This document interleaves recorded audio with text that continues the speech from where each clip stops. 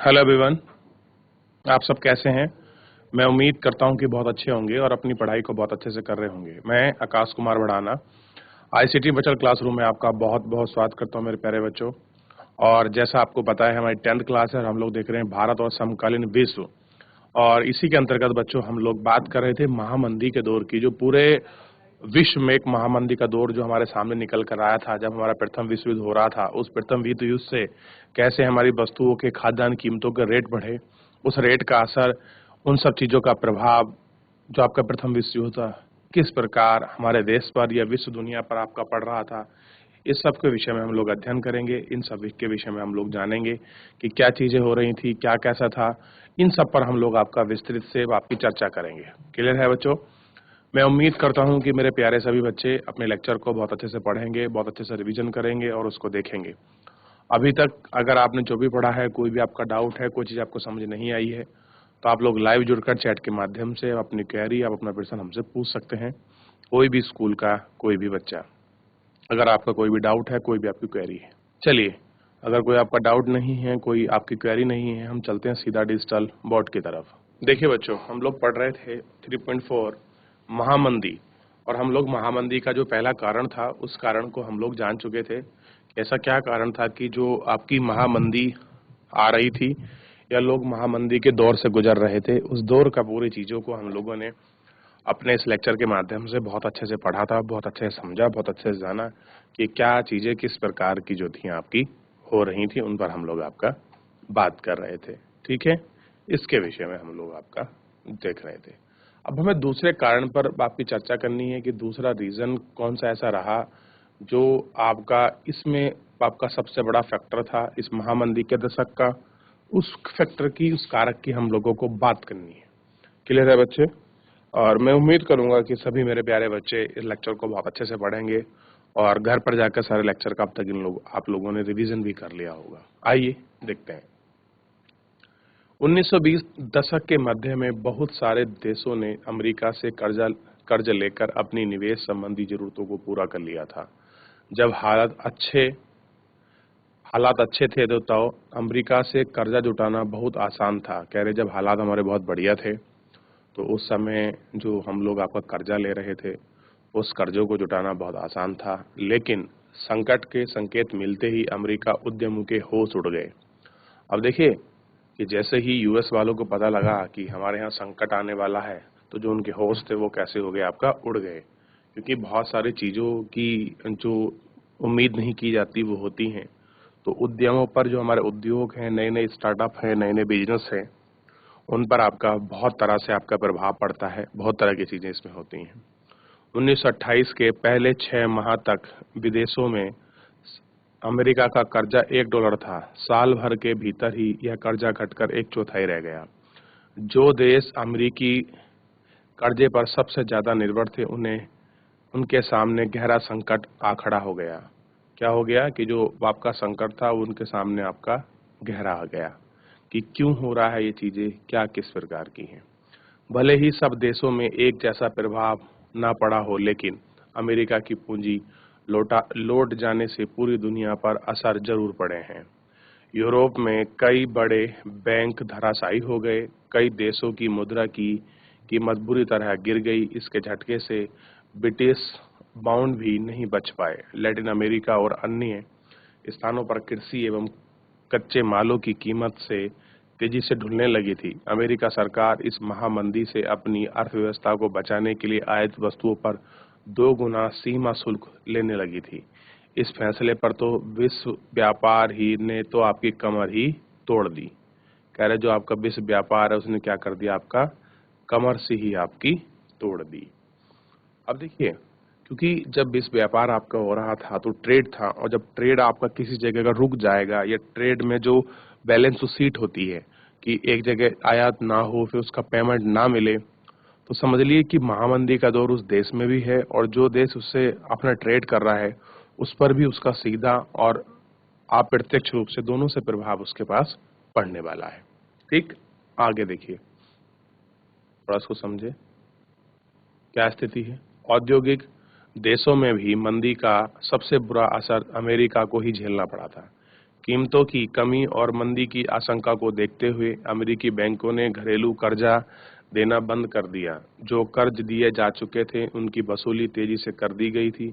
किसान उपज नहीं बेच पा रहे थे, परिवार आपके तबाह हो गए थे, कारोबार ठप हो गए थे। आमदनी में गिरावट आने पर अमेरिका ने बहुत सारे परिवार कर्ज चुकाने में नाकामयाब हो गए, जिसके चलते उनके मकान, कार और सारी जरूरतों की चीजें कुल कर लीं। 20 के दशक में जो उपभोक्तावादी संपन्नता दिखाई दे रही थी, वह धूल के गुब्बार की तरह रातों रात काफूर हो गई। अब देखिए किस तरह से आमदनी जो थी वो व्यक्ति के कारोबार ठप हो रहे थे, आय में और जो उनकी आमदनी है वो उसमें कमी आ रही थी। अमेरिका के बहुत से ऐसे परिवार थे जो आपका कर्जा चुकाने में नाकामयाब हो गए थे। उनके मकान, कार, उन सब की जरूरतों की चीजों की आपका कुर्की कर ली गई थी। और जो कुर्की क्या होता है, कुर्की कि जब आप किसी बैंक का पैसा नहीं चुका पाते तो बैंक आपके घर का सामान भर के ले जाती है, ठीक है, उसको क्या बोलते हैं, कुर्की। ठीक।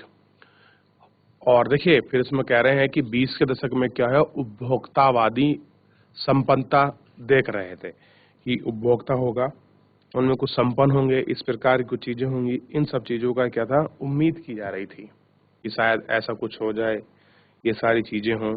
लेकिन क्या था बच्चों, ऐसा जो था वो आपका कुछ भी नहीं हो रहा था, और जिससे कुछ चीजों में हम इन्हें बहुत बड़ा जो था आपका सामना इनको करना पड़ा। अब देखिए आयत होगा कि बेरोजगारी दर बढ़ी तो लोग काम की तलाश में दूर दूर तक जाने लगे। अब देखिए जब बेरोजगारी दर आपका बढ़ती है, लोगों को काम नहीं मिलता, तो वो काम की तलाश में क्या होता है, आपका दूर दूर तक जाने लगते हैं। आखिरकार अमेरिकी बैंक व्यवस्था भी धराशायी हो गई, और कह रहे हैं जो भी अमेरिकी बैंक व्यवस्था थी वो क्या हो गई, आपका धराशायी हो गई। निवेश से अपेक्षाकृत लाभ ना पा सकने, कर्ज वसूली ना कर पाने और जमाकर्ताओं की जमा पूंजी ना लौटाने के कारण हजारों बैंक दिवालिया हो गए और बंद कर दिए गए। क्या कह रहे हैं, जो हजारों बैंक है वो क्या हो गए, आपका दिवालिया हो गए और उनको बंद कर दिया गया। इस परिघटना से जुड़े आंकड़े सकते में डालते हैं कि 1933 तक 4000 से ज्यादा बैंक बंद हो चुके थे। यानी कि ये आपका महामंदी का दशक था कि यहाँ क्या हो गया था, 4000 से ज्यादा बैंक बंद हो चुके थे। 1929 से लेके 1929 के 32 के बीच करीबन देखिए इतनी कंपनियां जो थी आपकी चौपट हो चुकी थी। यानी कि ये तो आपका एक बहुत बड़ा आपका पूरे वर्ल्ड लेवल पर आपका क्राइसिस थी, इसलिए इसको महामंदी का नाम दिया गया कि कितनी बैंक है, कितने कारोबार, लोगों के कर्जे, स्टार्टअप, वो कुछ आपका चुका ही नहीं पा रहे थे। क्या हो गया था, सब आपका इतना लोगों पर आपका कर्जा हो गया था, इससे इन्हें बड़ी दिक्कत जो था उनका सामना इनको करना पड़ रहा था। तो ये ऐसे बहुत सारे फैक्टर रहे, ये ऐसी बहुत सारी आपके चीजें रहीं जिसमें इन सब चीजों को आपका देखना पड़ा और उन्हें इन सब का जो था सामना करना पड़ा।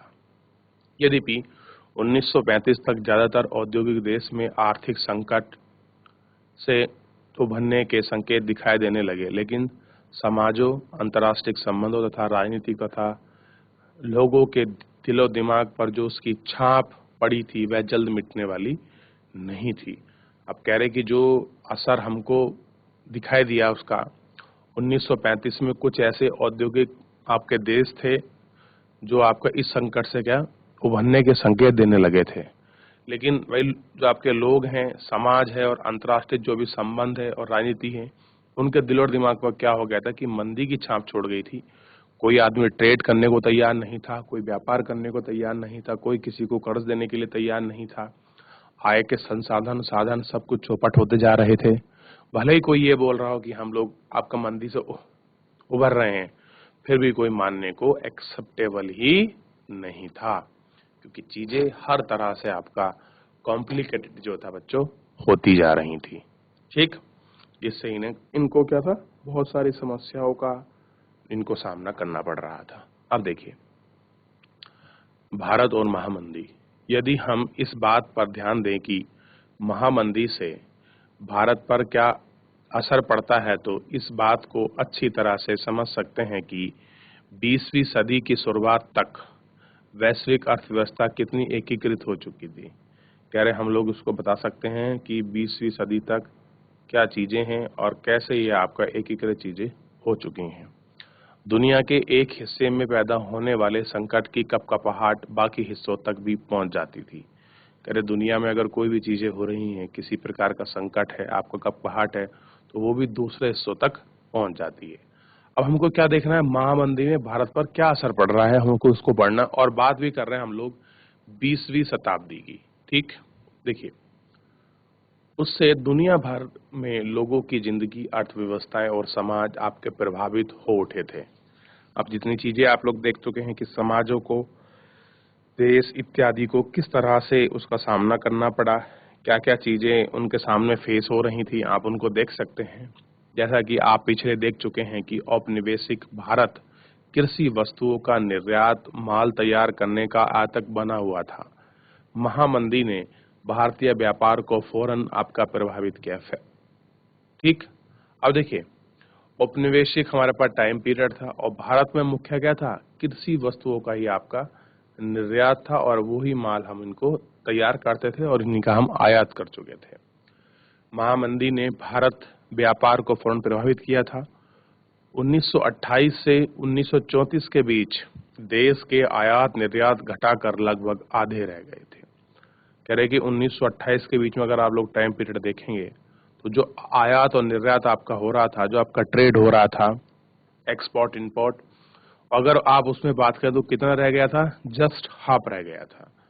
जब अंतर्राष्ट्रीय बाजार में कीमतें गिरने लगी तो यहाँ तक भी कीमतें नीचे आ गई कि 1928 से 1934 के बीच भारत में गेहूं की कीमत 50% गिर गई। कितनी गिर गई भारत में गेहूं की कीमत, आपका 50% गिर गई। यानी कि एक तो उत्पादन कम है और उत्पादन की चीजें अगर हैं भी तो उनकी बाजार में क्या नहीं है, आपकी कीमत नहीं है। कीमत क्यों नहीं है, क्योंकि लोग उसकी डिमांड नहीं कर रहे हैं। डिमांड क्यों नहीं कर रहे हैं, क्योंकि लोगों के पास पैसा ही नहीं है, क्योंकि मंदी के दौर से गुजर रहे हैं और जब पैसा नहीं है तो वो लोग अपनी चीजें नहीं खरीद पा रहे, वो चीजें बाजार में भरी हुई हैं, जिसके कारण ये सारी समस्या आपकी पैदा हो रही है और जिससे ये सारे संकट जो है आपका निकल कर जो है सामने आ रहे हैं। तो इन चीजों को आपको देखना है कि क्या संकट में चीजें हैं, किस तरह से इन पर हम लोग निदान पा सकते हैं, क्या कुछ इनके तरफ हो सकता है। एक ये आपको थोड़ा सा ध्यान देना है और इनके विषय पर ही आपको चर्चा करनी है कि क्या चीजें हैं, क्या कैसे हो रहा है। ठीक है बच्चों, चलिए। शहरी निवासियों के मुकाबले किसानों और काश्तकारों को ज्यादा नुकसान हुआ। कह रहे जो शहरी जो आपके निवासी थे और जो आपके किसान थे उनको इस चीज में आपका ज्यादा नुकसान हुआ। यदि कृषि और कीमतें तेजी से नीचे गिरने लगी, लेकिन सरकार ने लगान वसूलने की छूट देने से साफ इनकार कर दिया। सबसे बुरी मार उन काश्तकारों को पड़ी जो विश्व बाजार के लिए अनाज पैदा करते थे। कह रहे कि सबसे बुरी मार कौन झेलनी पड़ी, जो आप लोग क्या करते थे, काश्तकार आपका विश्व बाजार के लिए आपका अनाज को पैदा करते थे, क्योंकि वो उनका मुख्य ट्रेड था। लेकिन उनको नहीं पता था ना कि मंदी के दौर में आपका 50% जो गेहूं का रेट है, या फिर आप कहेंगे जो एग्रीकल्चर बेस पर आपके चीजें हैं उनका रेट आपका बहुत जल्द आपका कम हो जाएगा, ऐसा किसी को पता ही नहीं था। बंगाल के जूट पटसन उत्पादकों को ही देखें। कह रहे बंगाल में जो लोग आपका जूट और पटसन की खेती जो आपका कर रहे थे, जो उत्पादक थे, उनको देख लीजिए। वे कच्चा पटसन उगाते थे जिससे कारखाने में टाट की बोरी बनाई जाती थी। होता क्या था, जिससे आपका टाट की जो आपकी बोरी है वो आपका बनती थी, पटसन से बनती थी, जूट से बनती थी। जब टाट का निर्यात बंद हो गया तो कच्चे माल की कीमतों में 60% से भी ज्यादा की गिरावट आ गई। अब देखिए भारत की स्थिति है कि जब टाट ही जा ही नहीं रहा है तो उसकी कीमत कितनी गिरी, 60%। यानी कि अगर 1 रुपए का था उस टाइम एक लॉट, तो वो कितने का हो गया, जस्ट 40 पैसे का। अब किसान से कितना खरीदा जा रहा होगा, 10 पैसे में मुश्किल से। जिन काश्तकारों ने दिन में फिरने की उम्मीद में ये बेहद आमदनी के लिए उपज बढ़ाने का वास्ते कर्ज लिए थे, उनकी हालत उसी उपज की सही मोल ना मिलने के कारण खराब हो गई थी।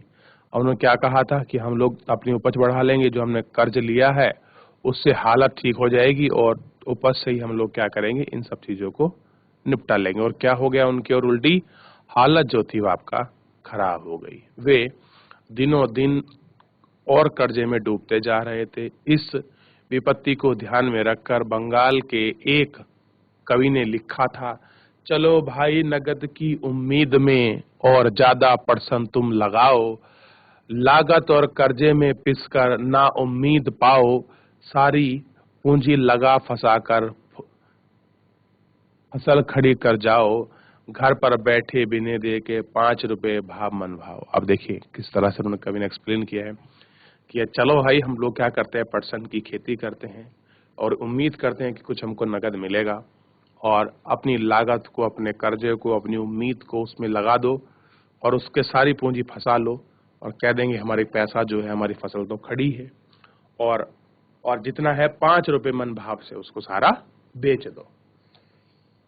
तो कवि ने उनको एक्सप्लेन करके बताया है कि किस तरह की स्थिति आपका इस समय आपका बन रखी है और कितना एक जो टाइम है, व्यापार चीजें हैं, वो आपको देखने के लिए मिल रही है। ठीक, आप इसको समझ सकते हैं और इनको जान सकते हैं कि क्या चीजें हैं, कैसे हैं, इन सब के विषय में ये आपको बात कर सकते हैं और आप इनको समझ सकते हैं। ठीक है बच्चों, तो यहाँ तक किसी को डाउट, यहाँ तक किसी को क्वेरी, कोई भी स्कूल का कोई भी बच्चा, आप अपना प्रश्न बच्चों हमें अपने सिस्टम के माध्यम से हैंड रेज करके और चैट के माध्यम से आप भेज सकते हैं।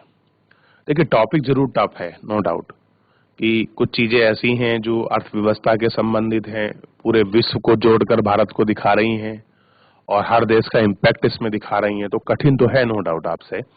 लेकिन फिर भी अगर कोई चीज ऐसी है आपको रिवीजन करना है, कोई डाउट बना हुआ है, तो आप लोग हमसे पूछ सकते हैं बच्चों, सिस्टम के माध्यम से, चैट के माध्यम से अपना प्रश्न लिखकर, अपना डाउट लिखकर। देखिए पूरे देश में काश्तकार पहले से भी ज्यादा कर्ज में डूब गए। अब देखिए उनके पास तो पहले ही वो आपका कर्ज था, जिसके कि पहले कर्ज लेते थे, अपनी फसल को करते थे, फिर उसको बेचते थे, फिर भी कर्ज आपका बच जाता। लेकिन इस बार तो उनकी जो उन्होंने आपका कर्जा लिया है उसके मूल के बराबर भी आपका परसेंट के रेट नहीं है। ना उनकी मेहनत आएगी, ना उनका आय आएगी, ना उनका ब्याज आएगा, तो वो तो क्या हो गए हैं, उनकी हालत और ज्यादा खराब हो गई। खर्चे पूरे करने के चक्कर में उनकी बचत खत्म हो चुकी थी, जमीन सूबेदारों के पास गिरवी पड़ी थी, घर में जो भी गहने जेवर थे वो बिक चुके थे। मंदी के इन्हीं सालों में भारत कीमती धातुओं, खास तौर पर सोने का निर्यात करने लगा। क्या करने लगा? सोने का निर्यात करने लगा। ठीक, प्रसिद्ध अर्थशास्त्री कीन्स का मानना था कि भारतीय सोने के निर्यात से वैश्विक अर्थव्यवस्था को पुनर्जीवित करने में काफी मदद मिलेगी। क्या मिलेगी? कि वैश्विक अर्थव्यवस्था को पुनर्जीवित करने के लिए काफी मदद मिलेगी। इस निर्यात ने ब्रिटेन की आर्थिक दशा सुधारने में तो निश्चित ही मदद की, लेकिन भारतीय किसानों को कोई लाभ नहीं हुआ। 1931 में मंदी अपने चरम पर थी और ग्रामीण भारत असंतोष, उथल-पुथल के दौर से गुजर रहा था। उसी समय महात्मा गांधी ने सवर्ण सेवज्ञा आंदोलन, सिविल नाफरमानी आंदोलन शुरू कर दिया। और क्या कर दिया गांधी जी ने? आपका सिविल नाफरमानी, सवर्ण अवज्ञा आंदोलन शुरू कर दिया। ठीक, और आप जानते हैं कि सवर्ण सेवज्ञा आंदोलन से पहले दांडी मार्च गांधी जी ने किया है, साबरमती आश्रम से दांडी नामक स्थान तक 78 अनुयायी के साथ। ठीक, मैं इसी चैप्टर में आपका इसी खंड में चैप्टर नंबर 2 में ये सारी चीजें आपको पढ़ा चुका हूं। देखिए यह मंदी शहरी भारत के लिए इतनी दुखदाई नहीं रही। कीमतें गिर जाने के बावजूद शहरों में रहने वाले लोगों की हालत ठीक रही। जिनकी आय निश्चित थी, जैसे शहर में रहने वाले जमींदार, उनमें जमीन पर बंधा भाड़ा मिलता था। मध्यवर्गीय वेतनभोगी कर्मचारी राष्ट्रवादी खेमे के दबे उन उद्योग की सुरक्षा करने के लिए सीमा शुल्क बढ़ा दिए गए थे, जिससे उद्योग निवेश में तेजी आई। जब सीमा शुल्क आपके बढ़ाए तो क्या हो गया कि नए उद्योग आपके बढ़ने लगे। और क्या हो गया, कुल मिला के चीजें रही। यानी कि कुछ हिस्सा ऐसा था जो आपका इससे कुछ खास प्रभावित नहीं हुआ, लेकिन कुछ ऐसा हिस्सा रहा जो पूरी तरह से इस महामंदी के दौर में आपका टूट कर सिमट कर आपका रह गया। तो आपको ध्यान होगा इसी में कि जो आपका मेन चैप्टर था इसी में वो आपका समाप्त हो गया है। और मेन चैप्टर क्या था बच्चों, देखिए चैप्टर था ये आपका महायुद्धों के बीच अर्थव्यवस्था। इसमें भारत को, अमेरिका को, ब्रिटेन के और यूरोप के अन्य देशों को हम लोगों ने इसके माध्यम से उसको पढ़ा और समझा है कि कैसे युद्धों के बीच ये सारी समस्या हुई हैं, आर्थिक स्थिति कैसे खराब हुई है, ट्रेड पर और उत्पादन पर क्या उनका सीधा प्रभाव पड़ा, लोगों के जीवन पर महामंदी ने और प्रथम विश्व युद्ध ने कैसा इम्पैक्ट गिरा। इन सब चीजों का हम लोगों ने इसमें अध्ययन किया था बच्चों। ठीक, जैसे युद्ध से क्या इम्पैक्ट हुए वो आपने देख लिया इसमें। फिर उसके बाद आपको बच्चों युद्धोत्तर सुधार की, उसके बाद क्या सुधार किए गए युद्ध के बाद, बड़े पैमाने पर उत्पादन और उपभोक्ता के बीच आप लोगों ने पढ़ा कि कैसे अमेरिका की चीजें बढ़ी हैं। ठीक, उसके बाद हम लोगों ने देखा कि महामंदी क्या है, किस तरह से इसमें इफेक्ट हुआ लोगों का, लोग कैसे प्रभावित हुए। जब वस्तुओं को रेट गिरे, बाहर आपका ट्रेड नहीं हो पाया तो वस्तुएं नहीं बिक पाई तो उससे जुड़े लोगों को ने सीधा क्या हुआ, आपका नुकसान हुआ और बहुत सारी समस्याओं का सामना उनको करना पड़ा। उन सारे प्रभाव को, और फिर हमने भारत और महामंदी का स्थिति देखा कि भारत में बहुत सारी कैसे पटसन की खेती, आपकी जूट की खेती खराब हुई, गेहूं के बाजार आपके गिरे, व्यापारी किस तरह से प्रभावित हुए, जो आपके काश्तकार थे उनको कैसे नुकसान हुआ, और कौन से ऐसे लोग थे जिन्होंने इस पूरे युद्ध में, इस पूरे महामंदी के दौर में उन्हें कोई खास फर्क आपको नहीं पड़ा। जो आपके जमींदार थे उनको निश्चित उनका पैसा मिल रहा था, जो आपके वेतनभोगी लोग थे, जो आपके सरकारी कर्मचारी के रूप में काम कर रहे थे, उनको कोई खास नहीं पड़ा। शहरों का जीवन लगभग स्थिर सही रहा, गांव में इसका बहुत बड़ा इम्पैक्ट आपको दिखाई दिया मेरे प्यारे बच्चों। और इसी में है, अब बहुत अच्छा टॉपिक है, आपको समझना चाहिए, विश्व अर्थव्यवस्था का पुनर्निर्माण युद्धोत्तर काल। कि विश्व अर्थव्यवस्था का कैसे पुनर्निर्माण हो रहा था, कैसे विश्व की अर्थव्यवस्था आपकी सुधर रही थी, युद्ध के बाद का जो काल है उसको हमको पढ़ना है। खंड सेकंड है, इसी में चैप्टर 4 है, ये आपका निमट जाएगा। तो मान लीजिए आपकी बहुत सारी चीजें निमट गई और इस खंड से हम लोग आपका अच्छी तरह से मुक्ति पा लेंगे। हम सब चीजों को एक एक करके हमने पढ़ लिया, इनको समझ भी लिया। अगर आप लोग रेडी हैं तो हम इस पे आगे की तरफ आपका बढ़ चलते हैं और इसको हम पढ़ना प्रारंभ करते हैं। देखिए, पहला विश्व युद्ध खत्म होने के केवल 2 दशक बाद, 2 दशक मतलब 20 साल, दूसरा विश्व युद्ध शुरू हो गया। अब देखिए, 100 तो निकला ही थे और 20 साल बाद क्या हो गया, आपका दूसरा विश्व युद्ध हो गया। यह युद्ध भी 2 बड़े खेमों के बीच का था। एक गुट था ध्रुवीय शक्तियां, देखिए पहला था मित्र राष्ट्र और अब यहाँ क्या आ गया, ध्रुवीय शक्ति। एक गुट में ध्रुवीय शक्तियां मुख्य रूप से जर्मनी, नात्सियों का, जापान और इटली, ये क्या थे, एक गुट के मेंबर थे। और दूसरा खेमा था ब्रिटेन, सोवियत संघ, फ्रांस और अमेरिका, यानी कि दोनों ही गुट क्या थे आपके, बहुत ज्यादा बाप के तखड़े थे। कैसे थे, बहुत ज्यादा आपका दोनों गुट बाप का तखड़े थे। क्योंकि आप देखिए, एक में जर्मनी है, जापान है और इटली, तीनों सक्षम देश हैं। क्लियर है। और उधर क्या होगा, आप इसको समझिए कि जब आपका पहला विश्व, ये जब आपका द्वितीय विश्व युद्ध होता है तो जापान क्या करता है, जो अमेरिका का पोर्ट होता है पर्ल हार्बर पोर्ट, उस पर्ल हार्बर पोर्ट को पूरी तरह से नष्ट कर देता है। और इसी से गुस्सा कर अमेरिका जापान में द्वितीय विश्व युद्ध के दौरान हिरोशिमा और नागासाकी, बड़ा फेमस रहा है, आपको पता होना चाहिए, हिरोशिमा और नागासाकी में आपका बम गिरा देता है। ठीक, और बम कौन सा था बच्चों, परमाणु बम, जो आज भी बहुत घातक है और उस समय भी बहुत घातक था। और उसके बाद तो द्वितीय विश्व युद्ध के दौरान के बाद तो कहीं परमाणु बम का प्रयोग हुआ ही नहीं है। और हाइड्रोजन बम जो है बच्चों इससे भी ज्यादा खतरनाक है। आप साइंस में पढ़ेंगे कि हाइड्रोजन बम कैसे बनते हैं और आपका परमाणु बम कैसे बनते हैं, उनकी क्या आपकी स्थिति हो, आपको साइंस का पाठ है, आपको पढ़ना, आपको समझ आएगा कि कैसे ये हाई एक्सप्लोसिव आपके ब्लास्ट करते हैं, इन सब चीजों के बारे में। अब देखिए 6 साल तक चला यह जमीन, हवा और पानी में असंख्य मोर्चे पर लड़ा गया। ये भी कितने वर्ष चल गया आपका? 6 वर्ष। पहला वाला 4 वर्ष। कहाँ लड़ा गया आपका? जमीन में, हवा में, पानी में, यानी कि जल, थल और नभ, तीनों में आपका युद्ध हुआ। इस युद्ध में मौत और तबाही की कोई हद बाकी नहीं बची थी, यानी कि कुछ भी ऐसा नहीं था जिसमें बचा हो। माना जाता है कि इस जंग के कारण प्रत्यक्ष और अप्रत्यक्ष रूप से करीबन 6 करोड़ लोग मारे गए। कितना बच्चों? 6 करोड़। पहले वाले में कितने मारे गए थे? 90 लाख व्यक्ति और 1 करोड़ से ज्यादा लोग घायल हुए थे, 2 करोड़ से। और यहाँ कितने मारे गए? 6 करोड़।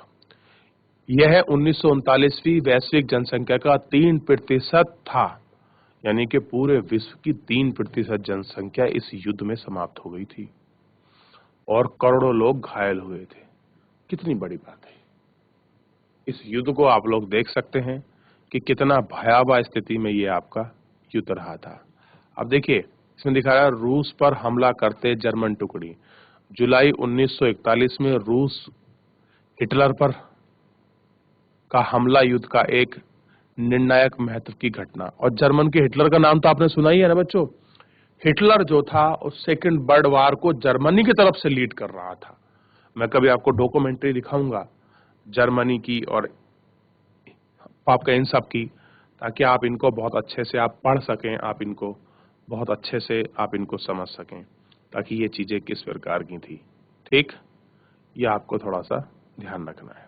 अब देखिए अभी तक के अनेक युद्धों में मार्चों में पर मरने वालों की संख्या ज्यादा होती थी।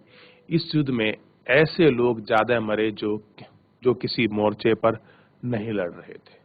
तुमने सुना होगा कि जब भी कोई आपका व्यक्ति मरता है वो कहीं ना कहीं किसी मोर्चे पर, किसी फ्रंट पर होता है, लेकिन ये पहली बार ऐसा हुआ था कि आदमी मोर्चे पर नहीं लड़ रहा था। यूरोप और एशिया का एक विशाल भूभाग तबाह हुए। कई शहरों पर हवाई बमबारी से लगातार गोलाबारी कारण मिट्टी में मिल गए।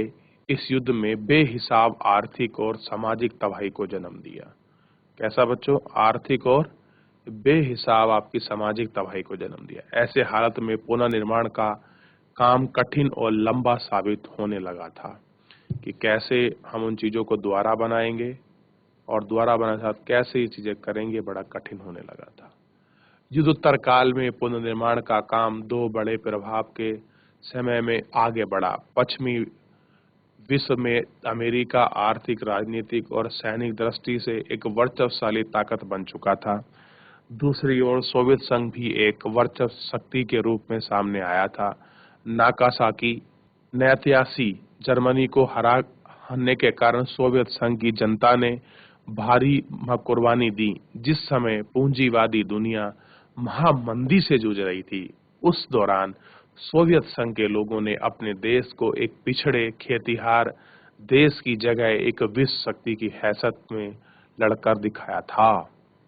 अब देखिए कहाँ तो खेतिहार थे और फिर कैसे लड़कर दिखाया, एक विश्व शक्तिशाली के रूप में आपका लड़कर दिखाया था।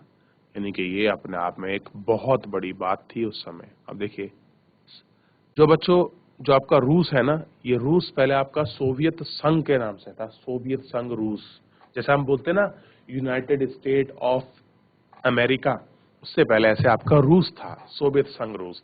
इसमें बहुत सारे देश आपके मिले हुए थे, लेकिन फिर क्या हो गए, ये भी आपका टूट जाता है। इसकी राजनीति भी आपको समझ आएगी। तो पूरे आप विश्व से परिचित हो रहे हैं इस खंड सेकंड में।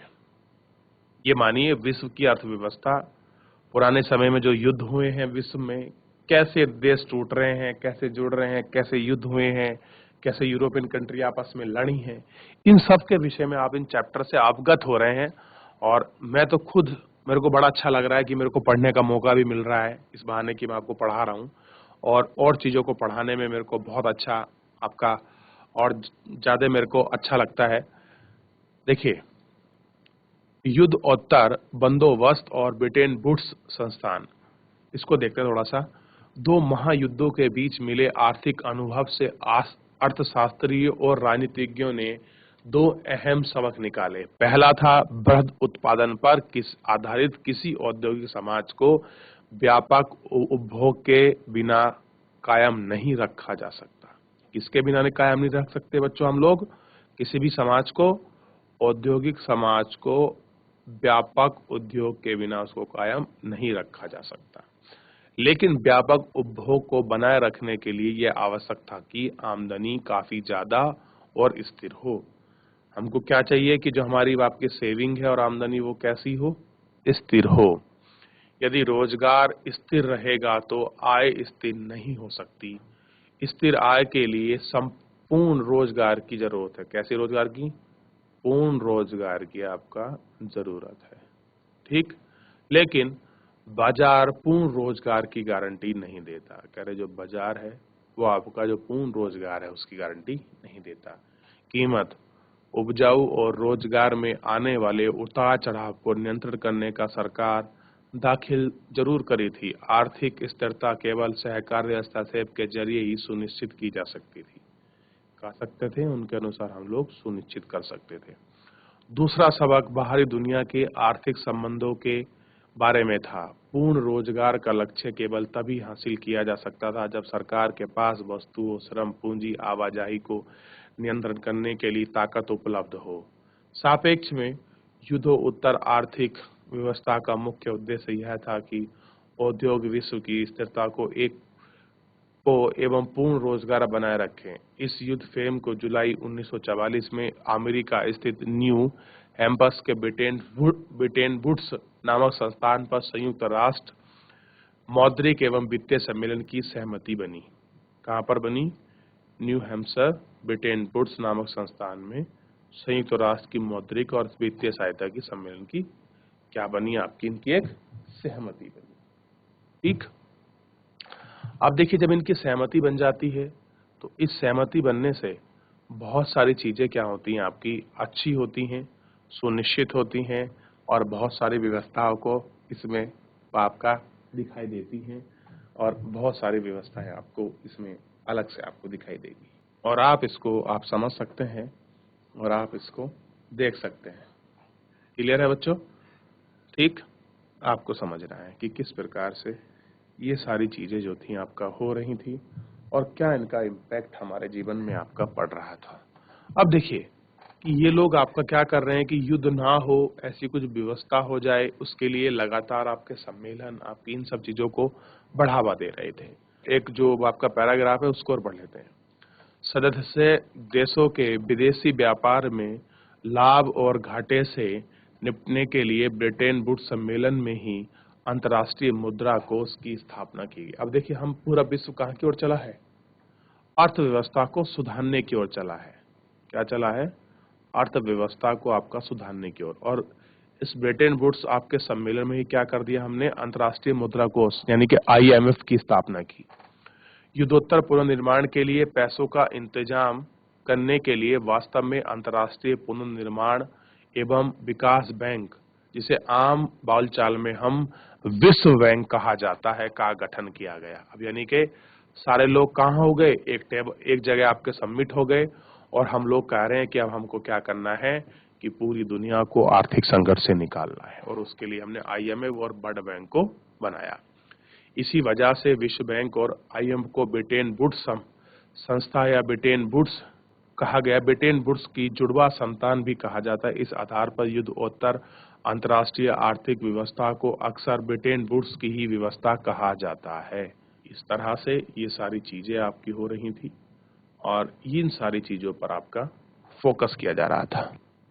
और बच्चों, इस तरह से ही क्या है आपका जो पूरे विश्व को आपको उभारने के लिए जो एक ब्रिटेन वुड्स में जो आपका सम्मेलन आपका बुलाया गया था कि हम विश्व की आर्थिक व्यवस्था को आपका सुधार सकें, सुदृढ़ कर सकें, उस दिशा में ये प्रयास आपका बहुत हद तक आपका सफल हुआ। और आज भी देखिए वर्ल्ड बैंक और IMF उन देशों को आपका कर्जा देती है, जो देश अपनी आर्थिक मंदी स्थितियों का सामना कर रहे हैं, और सारे देश मिलकर उसकी सहायता करते हैं ताकि आपका किसी भी देश में इस प्रकार का अब आपका क्राइसिस जो है आपका ना हो, और सब देश मिलकर एक दूसरे के साथ बहुत अच्छे से ट्रेड और व्यापार, अपनी चीजों को, राजनीतिक संबंधों को बरकरार रखते हैं। तो मैं उम्मीद करूंगा कि बच्चों आपको आज का लेक्चर समझ आया होगा। आज के लिए इतना ही, मिलते हैं नेक्स्ट लेक्चर में। तब तक अपना ध्यान रखिए, स्वस्थ रहिए और अपनी पढ़ाई को बहुत अच्छे से करते रहिए। मुझसे जुड़ने के लिए आपका बहुत बहुत धन्यवाद।